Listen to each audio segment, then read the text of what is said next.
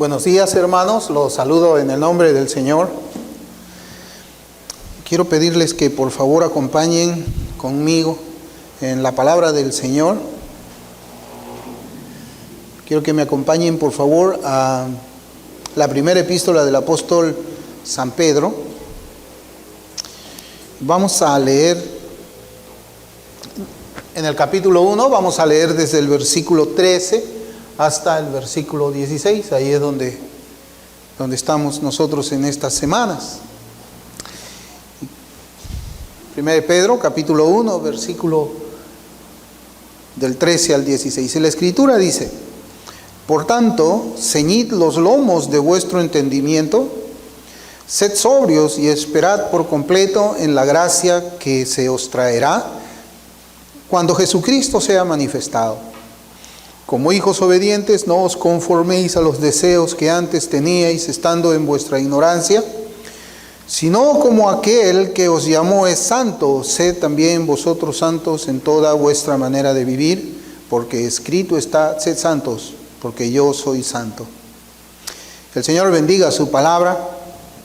Y quería comentarles de que ahora que estaba viniendo, como una especie de introducción a nuestro estudio de este día domingo, en el taxi que estábamos viniendo, estaba conversando con el Señor, que pues nos estaba haciendo el servicio hasta acá.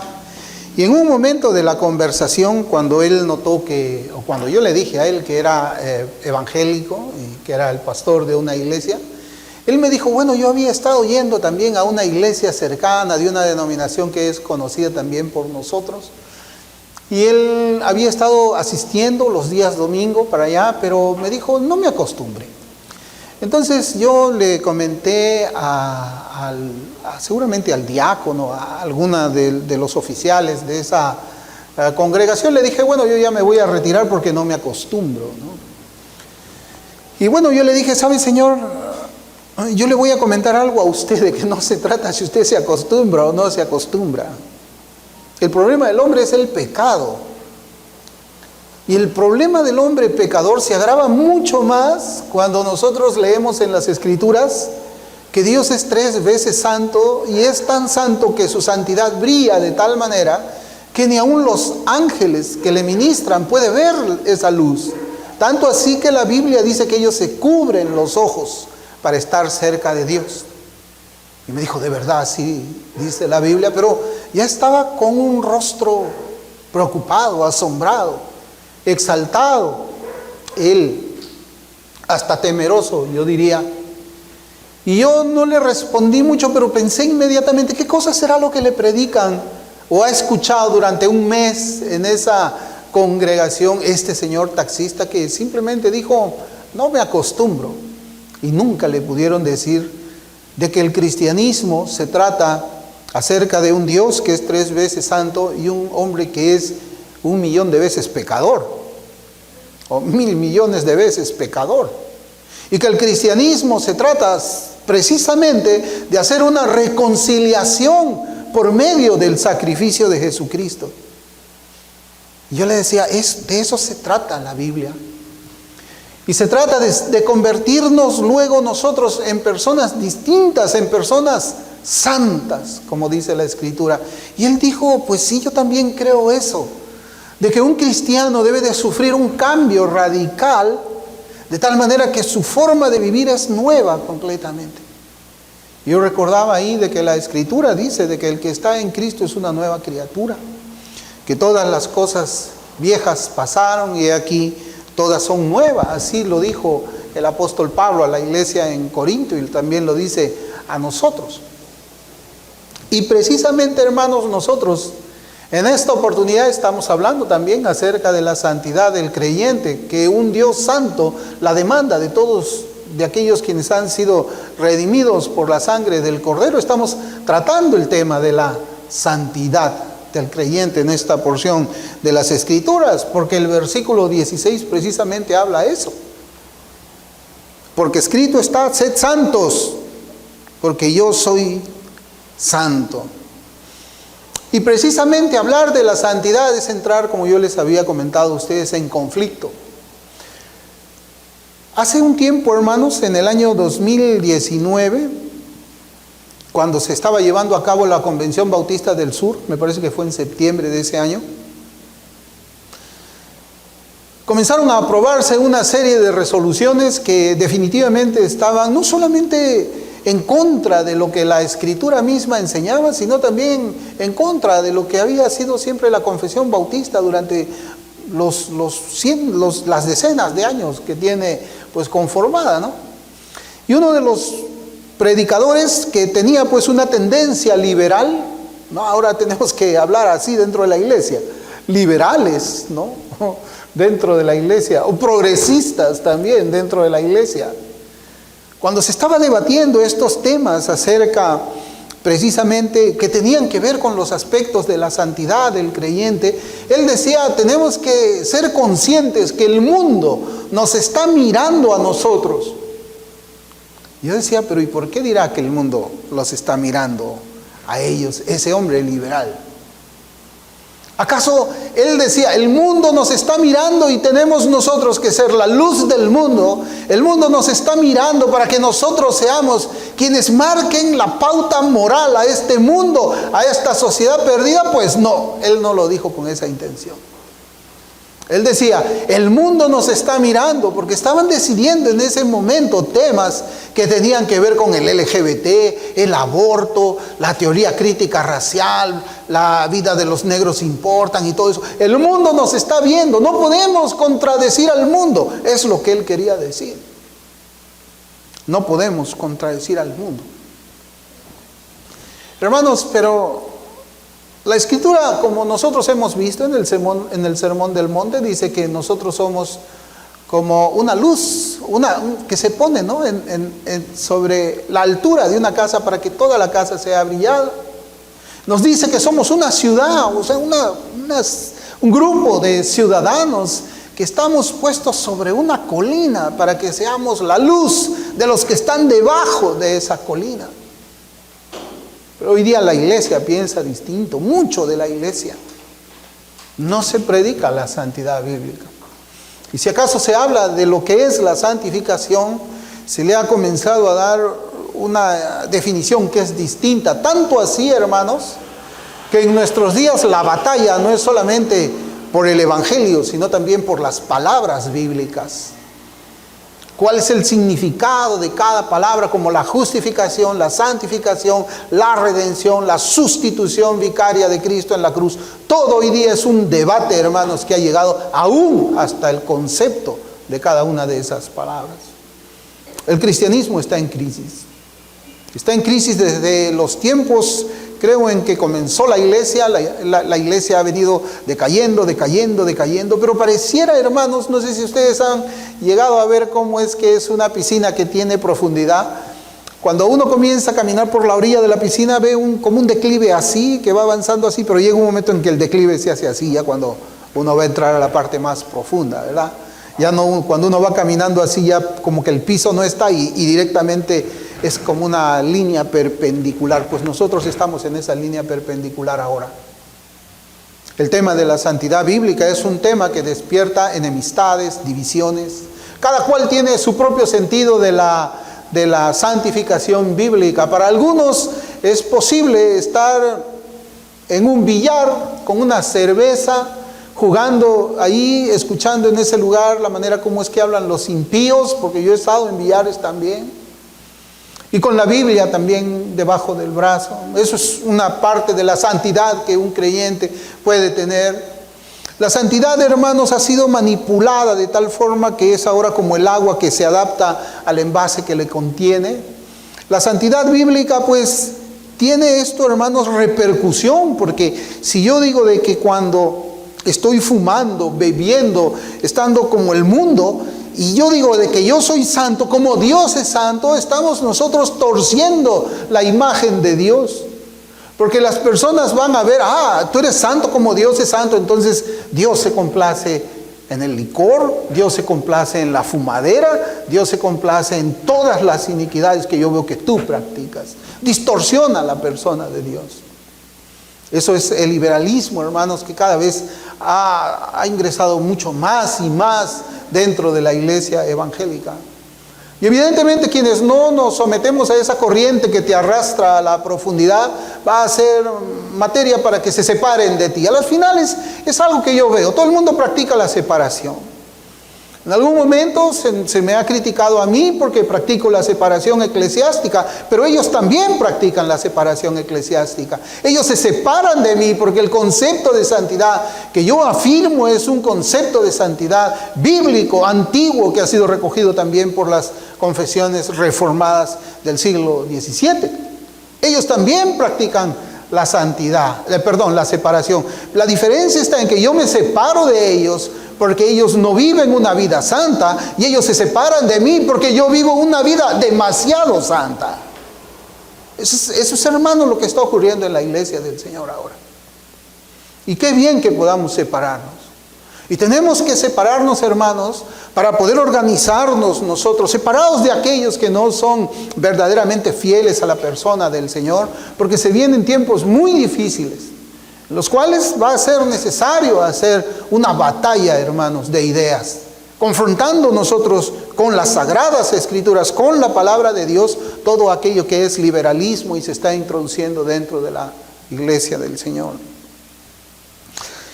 El versículo 13 comienza, hermanos, haciendo una conexión entre lo que el apóstol Pedro ha venido exponiendo desde el versículo 3 hasta el versículo 12. Los primeros dos versículos son versículos que nos presentan la salutación del apóstol Pedro a las iglesias a quienes se dirigen, pero a partir del versículo 3 comienza a hablar el apóstol Pedro una parte doctrinal bastante importante para la iglesia de todos los tiempos. En esos 12 versículos, por eso es que el versículo 13 comienza diciendo, por lo tanto, por todo lo que yo les he dicho hasta ahora tenemos que, o decir, en consecuencia de toda la doctrina que yo estoy exponiendo, por esa misma razón, en consecuencia, tenemos que hacer esto, tenemos que vivir de esta manera, para terminar diciendo pues en el versículo 16, sed santos, porque yo soy santo. Por esas razones que yo les he estado exponiendo del versículo 3 hasta el versículo 12, debemos nosotros ser santos, debemos buscar ser santos como Dios. Hermanos, como yo les había estado exponiendo, pues desde que comenzamos prácticamente el estudio de este versículo, vivimos en los días en que existe pues una forma de cristianismo separado de una forma santa y piadosa de vida. Sería una buena noticia, hermanos, escuchar que la iglesia de nuestros días lucha grandemente por alcanzar la vida santa que Dios demanda de sus discípulos. Sería bueno escuchar eso, ¿verdad? En esa iglesia se están esforzando por alcanzar un nivel de santidad agradable al Señor. Es una buena noticia, hermanos. Como también sería una buena noticia aquí escuchar de nosotros mismos, los hermanos de aquí, el hermano, la hermana está luchando por ser más santo cada vez. Pero en las iglesias, hermanos, que no son como las nuestras, sucede todo lo contrario. La iglesia moderna en su mayoría lucha por eliminar la santidad bíblica de sus vidas y también de sus sermones. Ahí no se predica de la manera como es que solemos predicar aquí en esta iglesia. Pero lo que ellos no notan y que nosotros sí debemos recordar y lo conocemos es de que la santificación es parte del orden de salvación. Que comienza, el orden de salvación, hermanos, comienza con la elección en la eternidad pasada y termina con la glorificación en la eternidad futura. En medio está la santificación. Es parte de los ingredientes, podemos llamar, de la salvación que el Señor Jesucristo obra en nosotros. Es parte del orden de la salvación. Y es más, miren, las Escrituras nos enseñan con toda claridad, y yo quisiera que anote usted, o si tiene velocidad con la Biblia, abra en estos versículos. La Biblia nos enseña con toda claridad que hemos sido escogidos para santificación. Hemos sido escogidos para ser santos. Si nuestra vida cristiana comienza en la elección, nuestra vida cristiana debe incluir la santificación en los términos que la Escritura nos enseña. Hemos visto que Dios es el modelo de santidad que Él mismo demanda de nosotros. Así que de acuerdo a cómo nosotros estamos viviendo, es lo que percibimos de la persona de Dios y hacemos que los demás perciban también acerca de la persona de Dios. 1 Pedro 1:2, ahí nomás. Dice, elegidos según la presencia de Dios, Padre, en santificación. Elegidos en santificación. Efesios, este es más claro todavía. Efesios capítulo 1, versículo 4 dice, según nos escogió en Él antes de la fundación del mundo. Miren, según nos escogió en Él antes de la fundación del mundo, ¿para qué? ¿Para qué nos escogió? El texto dice, según nos escogió para que fuésemos santos y sin mancha delante de Él. Para que fuésemos santos y sin mancha delante de Él. Y segunda de Tesalonicenses capítulo 2, versículo 13, dice, pero nosotros debemos dar siempre gracias a Dios respecto a vosotros, hermanos amados, por el Señor, de que Dios os haya escogido desde el principio para salvación mediante la santificación, por el Espíritu y la fe en la verdad. Hermanos, una persona que dice ser cristiana y no lleva la marca de la santificación, se engaña a sí misma y se encuentra bajo la condenación eterna en el infierno.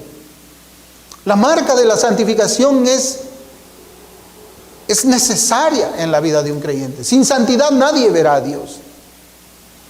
Sin santidad es preciso que nosotros observemos en el carácter de nuestras vidas o en nuestras vidas cotidianas si es que esa marca existe. ¿Soy santo? ¿Soy santo como Dios es santo? Claro, posiblemente nosotros vamos a decir, no alcanzo la santidad de Dios. No alcanzo la santidad de Dios. ¿Saben? Mi abuela me dijo en una oportunidad, apunta a la luna y le pegarás a las estrellas. Claro, ella lo que me decía a mí es, nunca vas a alcanzar a la luna, pero vas a golpear a las estrellas. Un creyente debe de apuntar a la santidad de Dios. Es cierto que no vamos a alcanzar a ser 100% santos como Dios es santo. Es cierto, hermanos. Pero ¿cuántas veces hemos hablado aquí de que la santidad en esencia que un creyente debe tener es igual a la que tiene Dios, aunque no en grado? Aunque no en grado. Si tenemos nosotros esa naturaleza santa imputada también en nosotros al momento de la regeneración, debemos ser como esas tortuguitas que nacen en la arena, pero comienzan a correr hacia el mar. ¿Y quién les dice que el mar está hacia ese lado de allá? A mí me asombra mucho cuando veo eso. Y esa semana yo había visto un video precisamente que era una tortuga, unas tortuguitas, ¿no?, que tenían que llegar al mar. ¿Y quién les dijo? Allá está el mar, tienes que caminar para allá. El instinto de esas tortugas les enseñaba hacia dónde tenían que correr. El cristiano también, por ese instinto santo, sabe qué camino es el que debe de seguir. Pero la elección, hermanos, no solamente está relacionada con la santificación, la justificación también. La justificación también.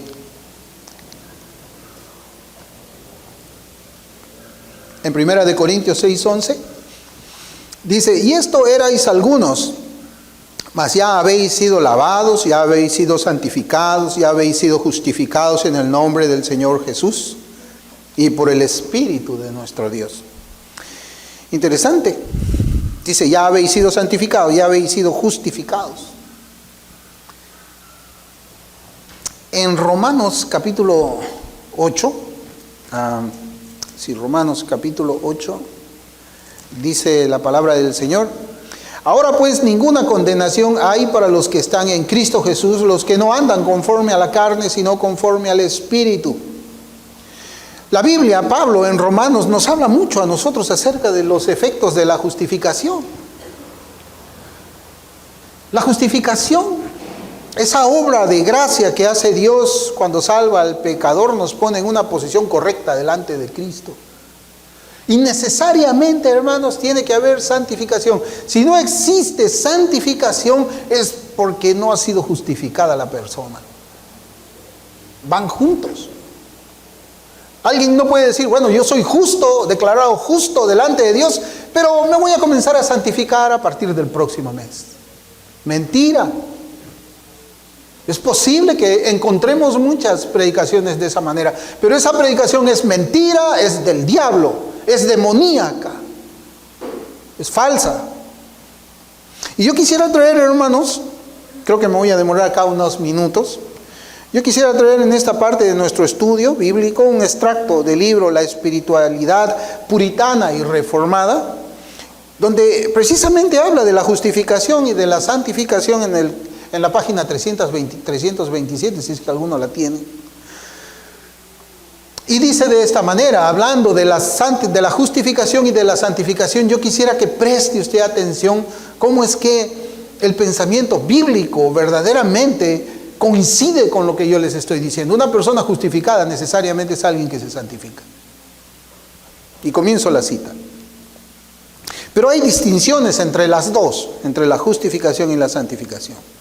La justificación es extrínseca para el pecador salvado, o sea, es adquirida. Mientras que la santificación es intrínseca, es característica. La justificación declara al pecador justo y santo en Cristo, mientras que la santificación hace al pecador justo y el portador del fruto santo de Cristo. La justificación tiene que ver con un estado legal, remueve la culpabilidad del pecado, mientras que la santificación, la cual se ocupa de la condición espiritual, doblega el amor por el pecado y el poder del pecado. La justificación restaura al pecador al favor de Dios, mientras que la santificación restaura la imagen de Dios en el pecador.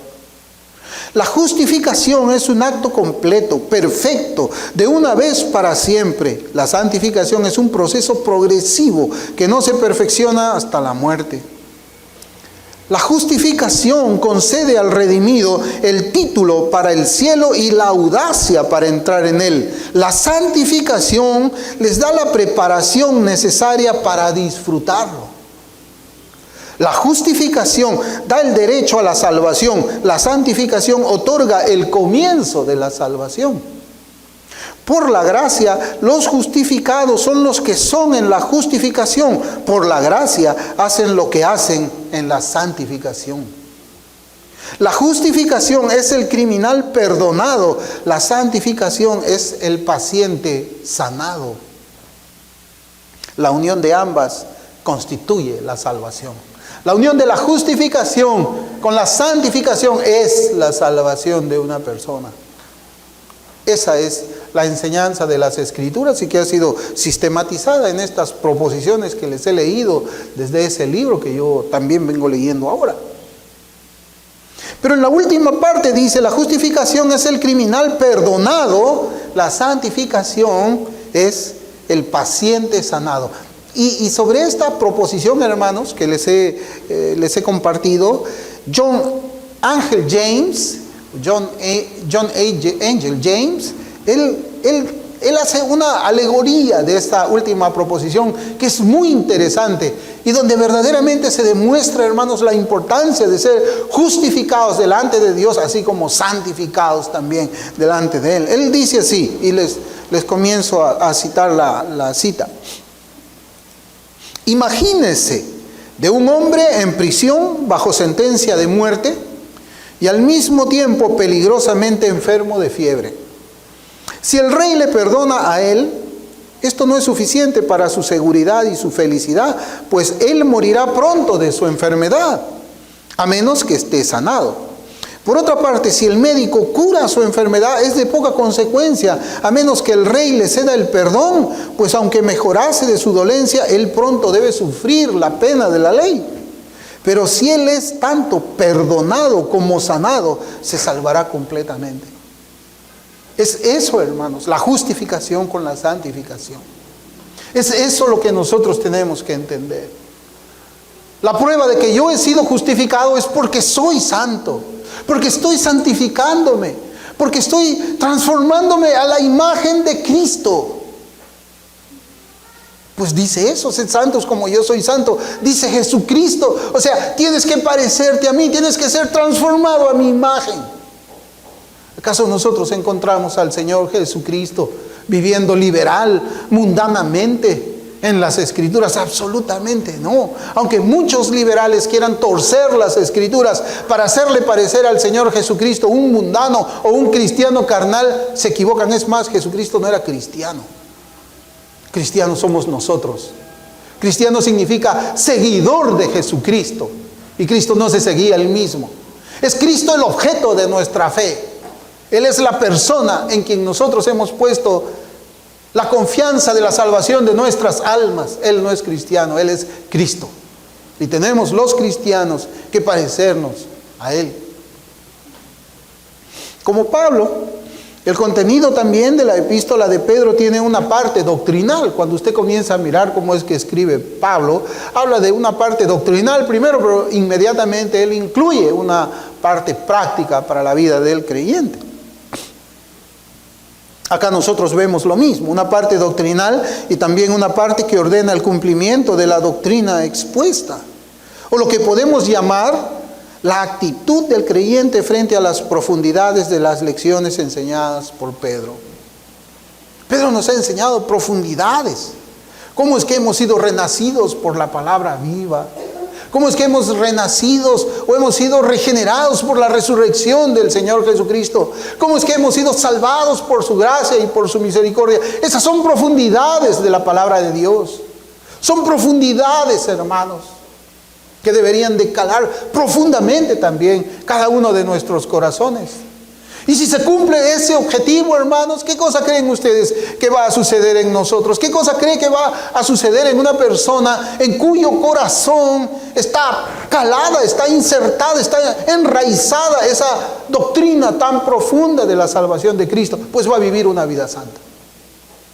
Aquel que no la tiene así, aquel en quien esta doctrina ha caído como en la parábola del sembrador al lado del camino, viene el diablo y se la lleva. Esta doctrina, si es que ha caído entre los matorrales, pues las preocupaciones del mundo la van a ahogar y va a morir. Y si ha sido sembrada en una profundidad muy liviana, pues simplemente también va a perecer. Pero cuando estas doctrinas, hermanos, llegan a lo más profundo de nuestro corazón, créame, vamos a sentir el impulso de vivir santamente como el Señor vivió su vida también.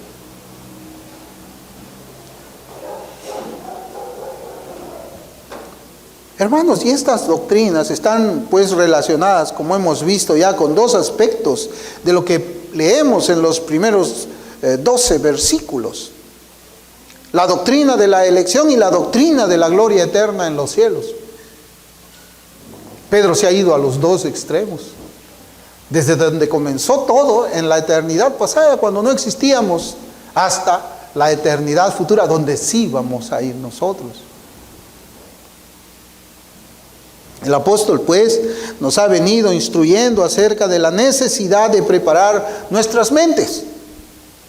Ceñid los lomos de vuestro entendimiento. Es la necesidad de preparar nuestras mentes para enfrentar la carrera cristiana que nosotros, cada uno de nosotros tenemos por delante. Una carrera que nos hará enfrentar con los pensamientos de la corriente del mundo que busca pues corromper el evangelio como un estilo de vida usando la falsa fe y la falsa doctrina. Hermanos, el evangelio es un estilo de vida. Por eso nos llamamos evangélicos, porque vivimos de una manera peculiar, distinta, rara. Cuando usted conversa con alguien en la calle, se dan cuenta inmediatamente que usted es una persona diferente, habla diferente, se viste diferente, tiene modales diferentes, tiene prioridades distintas. Y es más, en este tiempo de pandemia, lo ven a usted tranquilo. Y le preguntan, ¿y usted por qué está tan tranquilo? Bueno, es que mi fe está puesta en el Señor. Si el Señor me concede más vida, me concederá más vida. Y si no me concede más vida, es ganancia para mí, porque estaré en su presencia. Vemos la vida distinto a cómo es que el mundo la ve. Ceñir los lomos de nuestro entendimiento, como hemos visto, nos convertirá en creyentes cuyo discernimiento espiritual nos convierte en hábiles para la batalla. Para mí era algo me recuerdo ahora en pasajes, en muchos pasajes, generalmente del Antiguo Testamento, cuando el Señor ordenaba para hacer frente a los enemigos, Él decía, junta hombres que sean diestros con la espada. O sea, eran hombres de guerra, hombres que sepan manejar una espada, hacer los movimientos para defenderse, pero también los movimientos para atacar. Hermanos, esta es la espada del creyente. Esta es nuestra espada. Y tenemos nosotros, por medio de ceñir el entendimiento de nuestras mentes, tenemos que convertirnos en esos hábiles guerreros. Más en este tiempo postmodernista, donde la verdad prácticamente ha sido borrada del mapa. Y tenemos que enseñarle a esa sociedad que tenemos un Dios poderoso, un Dios que existe, un Dios que transforma las vidas, un Dios que hace milagros cada vez que salva a un pecador. Hace milagros. Por eso en 1 Pedro 1:13 dice la palabra del Señor, por tanto, ceñid los lomos de vuestro entendimiento, sed sobrios, y mire esta parte, y esperad por completo en la gracia que se os traerá cuando Jesucristo sea manifestado. Esperar completamente. ¿Qué significa esperar por completo? Esperar completamente es esperar sin vacilar. Esperar sin dudar. Claro, a veces las cosas parecen difíciles, ¿verdad, hermanos? A veces, como la Escritura dice, los cielos parecen de bronce, como que el Señor no estuviese ahí más por nosotros, como que tal vez nuestras oraciones ni siquiera pasan el techo de nuestra casa donde estamos. O caminamos y sentimos que las cosas están como cayéndose y derrumbándose todo alrededor nuestro, como si Dios ya no estuviese gobernando, o se hubiese desentendido de la tierra, como si hubiese abandonado al hombre. Pero no, la Escritura dice que debemos esperar sin vacilar. Y recuerde que ellos estaban bajo una persecución severa. Pedro le está escribiendo a una iglesia que está siendo perseguida, donde sus miembros eran capturados y eran puestos como carne de león en el circo romano. ¿Y qué pensarían esos hermanos que habían sido capturados y llevados al circo romano junto con sus familias para ser comidos vivos por los leones? ¿Qué pensaríamos nosotros? ¿Cómo actuaríamos nosotros en ese momento? ¿Qué diríamos? Oh, parece que Dios nos ha abandonado. Mira, ve, de nada valió ser cristiano. Mira, nos van a comer los leones. No. La historia dice de que ellos se agrupaban en la mitad del circo romano, abrazados. Morían mientras cantaban salmos, himnos y cánticos espirituales. Ellos morían adorando al Señor. Cada vez que las bestias les arrancaban con sus hocicos parte de la carne de sus cuerpos, ellos seguían adorando al Señor. ¿Por qué? Porque ellos esperaban sin vacilar. Y así también debemos esperar nosotros, sin vacilar. La Biblia al Día traduce este versículo de esta manera. La Biblia al Día es una Biblia para niñitos, para los chiquititos, para los que tienen 6 años. Esa Biblia al Día, ¿cómo dice este versículo? Dice, por eso disponeos para actuar con inteligencia. Tened dominio propio. Y mire, acá dice, poned vuestra esperanza completamente en la gracia que se os dará cuando se revele Jesucristo. Este es el lenguaje para los niños. Nosotros somos como niños también. Y nos gusta leer esta forma, como es que se traducen también las Escrituras, para darnos motivo de alegría, de esperanza y de esperar firmes en la gracia del Señor. Hermanos, nuestra esperanza debe estar puesta completamente y sin ninguna vacilación o duda en la gracia que recibiremos. ¿Después de qué? Después de pelear la buena batalla. Al final de nuestra carrera y luego de haber guardado la fe. Ahí es donde va a venir esa gracia. Y esto pues nos obliga a poner nuestra mirada en las cosas de arriba. Nos obliga a poner la mirada en las cosas santas. El Salmo dice así también. Levantaré mis ojos a los montes. No dice que va a agachar la cabeza. No dice que va a mirar al suelo. No dice que va a mirar así al ras de la tierra. Nuestra ayuda viene del Señor. Levantaré mis ojos a los montes. ¿De dónde vendrá mi socorro? Mi socorro viene de Jehová, que es el creador de los cielos y de la tierra. ¿Cuántas veces también el salmista decía después de haber orado, y esperaré en el Señor? David, mientras estaba siendo perseguido por Saúl, le esperaba en su Señor también. El Señor iba a hacer de que todas esas persecuciones, que ese impío llamado Saúl, que era el rey de Israel, sea por fin quitado de los vivos por la mano del Señor y no por la mano de David. Él esperaba pacientemente en su Señor. Así que debemos nosotros de mirar siempre hacia arriba en las cosas que son santas, y haciendo esto consideraremos, cuando nosotros miramos hacia arriba, cuando miramos al Señor y decimos, ¿de dónde vendrá mi socorro? O podemos decir, ¿de dónde vendrá mi consolación? ¿De dónde vendrá mi ayuda? Mirando hacia arriba, hermanos. Cuando hacemos esto, consideraremos todo lo que el mundo puede ofrecernos de la misma manera como los apóstoles lo consideraron. Filipenses 3:8 dice, y ciertamente aún estimo todas las cosas como pérdida por la excelencia del conocimiento de Cristo Jesús, mi Señor, por amor del cual lo he perdido todo y lo tengo por basura para ganar a Cristo. Así dice la Escritura. Cuando nosotros miramos al cielo, cuando nosotros miramos arriba, miramos al monte en busca de nuestra ayuda y de nuestra consolación, nunca vamos a buscar ayuda aquí en la tierra, nunca vamos a buscar consolación aquí en la tierra tampoco. Este mundo no nos va a ayudar, este mundo no nos va a consolar. Ninguno de los apóstoles, hermanos, buscó la aceptación del mundo.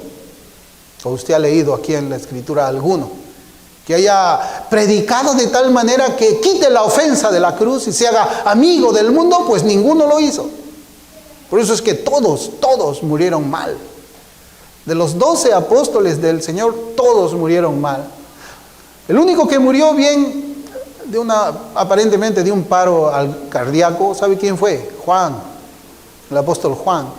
Pero antes de que él muera así tranquilamente, él fue puesto en un perol lleno de aceite hirviendo. Ahí lo metieron los romanos para querer matarlo. Y por una obra milagrosa del Señor, su cuerpo salió de allí sin ninguna llaga. Quisieron matarlo como mataron a los demás. Atravesados por flechas, atravesados por lanzas, decapitados como Pablo, aserrados como Isaías. Todos murieron muertes violentas en manos del mundo. Por eso ninguno de los apóstoles buscó la aceptación del mundo. ¿Y por qué nosotros habríamos de buscarla? ¿Por qué habríamos de buscarla? Ninguno de los apóstoles y los profetas buscó consuelo en las cosas del mundo. Porque la esperanza de ellos no estaba en las cosas que van a desaparecer.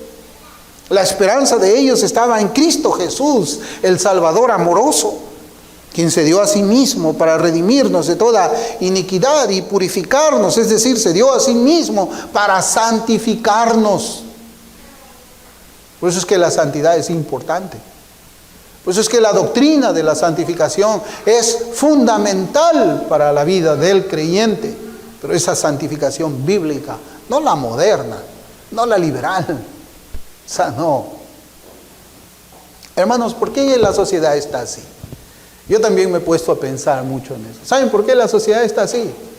Porque la iglesia está igual. La iglesia está igual. Pedro le dice pues a una iglesia perseguida, como les digo, él dice, poned vuestra esperanza completamente en la gracia que se os dará cuando se revele Jesucristo. Eso le dice a una iglesia perseguida. Y nosotros también somos perseguidos de alguna manera. Hay dos maneras de ser perseguidos. Ellos perseguían con espada. Los talibanes persiguen con espada. Los islámicos a los cristianos los persiguen con espada. Te van a quitar la vida si es que te atrapan. Pero hay otra manera de perseguirte también. Cuando tú te conviertes y ya no te quiero hablar, ya tú ya no me acompañas a pecar, ya no eres amigo mío. Es persecución. Cuando comienzan a difamarte porque eres diferente a los demás, o se mofan de ti porque eres una persona que busca agradar a Dios, eso se llama persecución también. Así que todos nosotros somos perseguidos de una manera u otra. Cuando se separan de ti también porque tú buscas perfeccionar la santidad en el amor de Cristo, se separan de ti, eso también es persecución. Cuando te quieren ignorar, es también persecución. Así que esta carta también es para nosotros que debemos ser perseguidos. Pero aún nosotros podemos ver aquí en esta carta que ellos huían por sus vidas, pero nunca se quejaron. Nunca se quejaron por los padecimientos que ellos estaban sufriendo por la causa de Cristo. Nunca se quejaron porque, ya no me quieren hablar, ¿para qué me habré hecho cristiano? Ya no me quieren invitar a las reuniones familiares, ¿para qué me hice cristiano? No, nunca se quejaron ellos. Así como les dije, ni siquiera cuando llegaban al circo romano para ser despedazados sus cuerpos por los leones. Hechos capítulo 5, versículos del 40 al 42, nos dice cuál debe ser la actitud de un cristiano que tiene puesta su esperanza firme en la gracia que traerá el Señor en su segunda venida y que mientras espera esa gracia sufre una persecución de cualquier manera. Hechos 5, 40, 42 dice, y convinieron con él, y llamando a los apóstoles después de azotarlos, les intimaron que no hablasen en el nombre de Jesús y les pusieron en libertad. ¡Wow! Acá le dieron azotes. Ustedes saben de que la ley decía que podía ser el máximo de los azotes, ¿cuánto? 40. Pero a Pablo le daban, ¿cuánto? 39. El máximo de los azotes que se le podía dar. Y esos azotes eran unos azotes que arrancaban la piel. No es como la de los ronderos que nosotros vemos acá. No, eso es un caramelo dulce. Los azotes que daban los judíos arrancaban la piel. Y aquí nosotros vemos que los apóstoles habían sido ajusticiados prácticamente por ellos. Y el versículo 41 dice, y ellos salieron de la presencia del concilio. ¿Cómo salieron? ¿Llorando? ¿Salieron quejándose? Ay, para esto me he metido a ser apóstol. Yo mejor regreso a pescador. Cuando yo era pescador mi vida era verde, todo bonito. No. Y ellos salieron de la presencia del concilio gozosos de haber sido tenidos por dignos de padecer afrenta por causa del nombre. Y todos los días en el templo y por las casas no cesaban de enseñar y predicar a Jesucristo. Nosotros no nos quejamos cuando nos persiguen de alguna manera. Nosotros no nos quejamos cuando nos quieren dejar de hablar porque queremos ser santos como Cristo es santo. Nosotros no nos quejamos porque podemos ser despreciados aún por el mundo. No nos quejamos, nos gozamos más bien. Nos gozamos. Y yo no quiero parecerles mal, pero en esa obra de Cervantes Saavedra, del Quijote, ¿no? El Quijote le dice a Sancho, Sancho, los perros están ladrando, es señal que nos estamos acercando. Hermanos, cuando el mundo nos ataca, cuando el mundo nos acusa, cuando el mundo nos persigue, es señal que estamos en el camino correcto.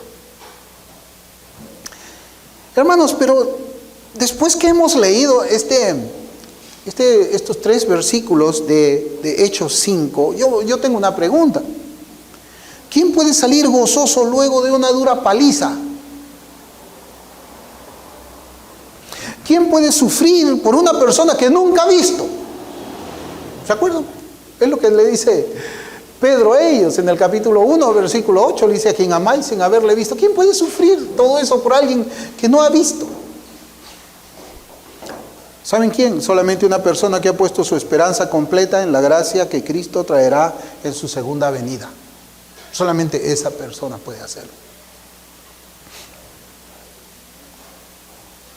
Nosotros encontramos, hermanos, en las Escrituras diferentes testimonios acerca de cómo es que reacciona un cristiano aun cuando las cosas le son adversas. Hemos visto aquí en Hechos 5 de que ellos, a pesar de la paliza dura que les dieron, estaban gozosos. Una paliza. Ahora, si el Señor en algún momento, Él le concede a Satanás que le quite todo lo que usted tiene, que le roben sus cuentas bancarias, que le roben su ropa, que los echen de la casa y además que le caiga a usted una enfermedad como el COVID, ¿cómo reaccionaría usted? Bueno, en Job 13:15 encontramos un cristiano cómo reacciona en los tiempos adversos. En Job 13:15 dice: he aquí, aunque él me matare, en él esperaré. Mire esa palabra, la misma que usa Pedro. En él esperaré, aunque él me matare. No obstante, defenderé delante de él mis caminos. Aunque él me matare, en él esperaré. Esa es la vida del cristiano, es una vida de esperanza. Una esperanza segura y una esperanza inamovible. Y antes de haber dicho esto, él le había dicho a su esposa que lo invitaba a maldecir a Dios por sus desgracias.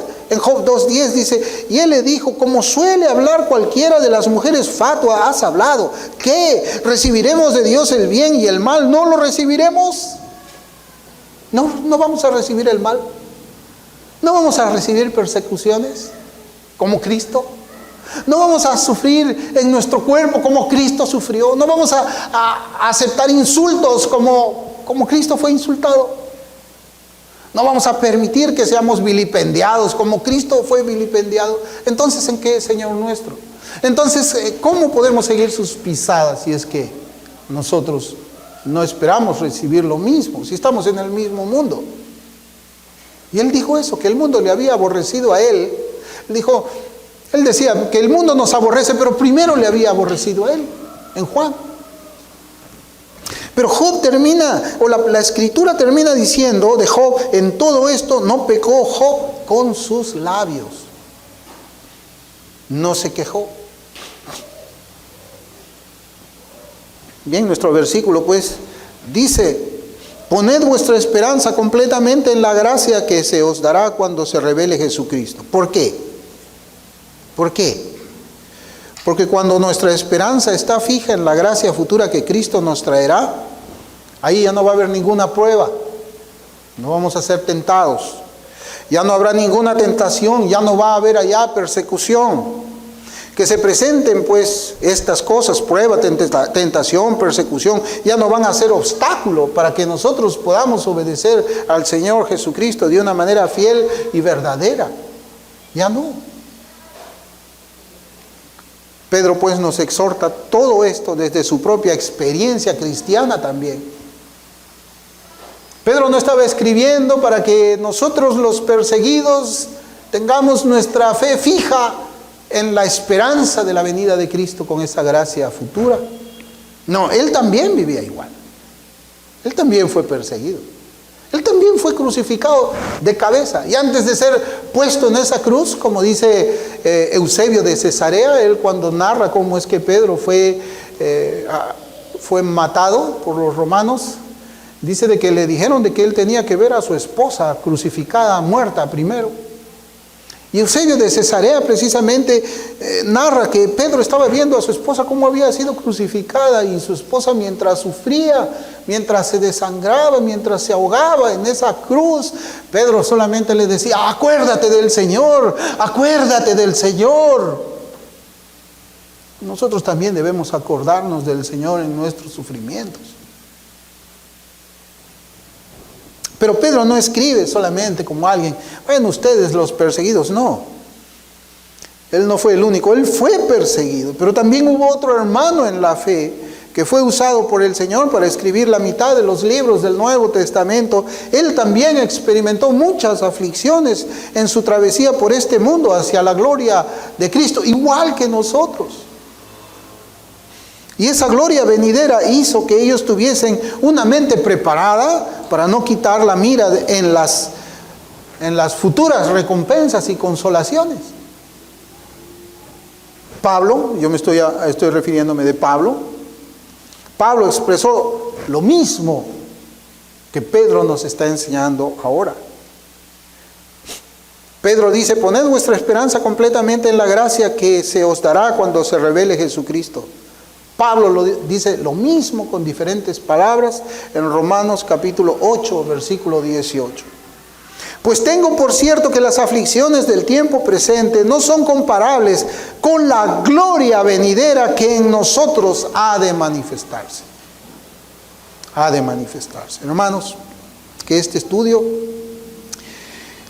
sirva para meditar un poco más acerca de la vida santa que el Señor nos demanda, para meditar nosotros y hacernos un autoexamen cómo es que está nuestra santidad, nuestra santificación delante del Señor, porque eso de ahí va a servir para poder decir, si es que vemos las marcas de la santificación en nuestras vidas, podemos decir con toda seguridad y con plena certeza: he sido justificado, soy justo delante del Señor. Verdaderamente la sangre de Cristo me ha salvado. Vamos a orar.